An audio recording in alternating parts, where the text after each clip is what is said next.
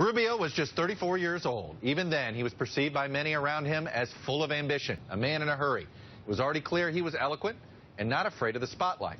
In that first speech as Speaker designate, Rubio introduced a governing agenda modeled on the contract with America, a speech that he still brings up today on the trail. In your hands, you now hold the first draft of a book that will outline to the people of Florida our commitment to Florida's future. Now today, the pages inside are blank.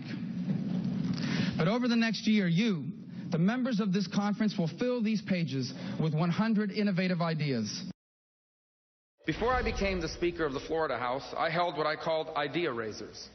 We went out and passed that agenda. All 100 of those things passed out of the Florida House. Over half of them today are either the law or the policy of the state of Florida. According to PolitiFact of Florida, just 24 became law, actually, while another 10 were partially enacted.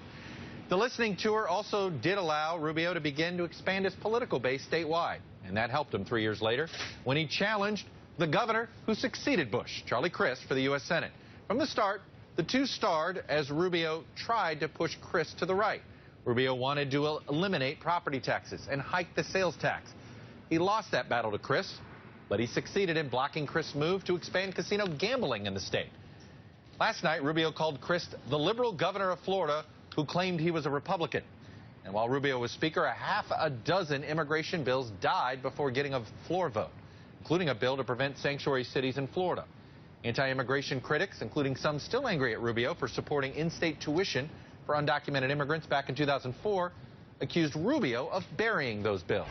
In his 2012 memoir, Rubio argues, "I didn't want the state to assume a responsibility that properly belonged to the federal government, and I didn't want the House to waste time on legislation I knew the Senate," referring to the state Senate, "wouldn't pass." Rubio is known for his passionate speeches on the floor, perhaps most memorably his final one, where he called himself the son of exiles. You go to another country, you don't speak the language, you don't know anyone, those dreams become impossible. The doors begin to close on you. And as a very young child, I remember picking up on that. I can't tell you how or what day it was or where I was when that happened, but I picked up on that as a very young child.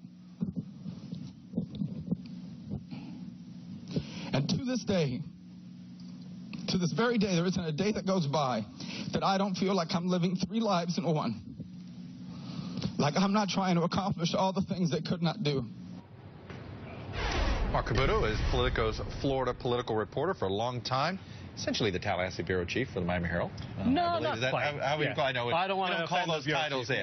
But you covered a lot of Marco Rubio, the state legislature. His time as Speaker, what can it tell us about a President Rubio? What it can tell us that he had an agenda. You referenced the 100 ideas. Mm-hmm.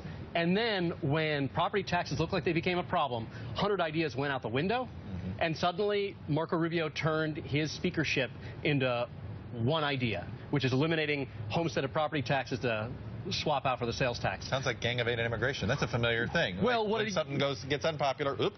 Well,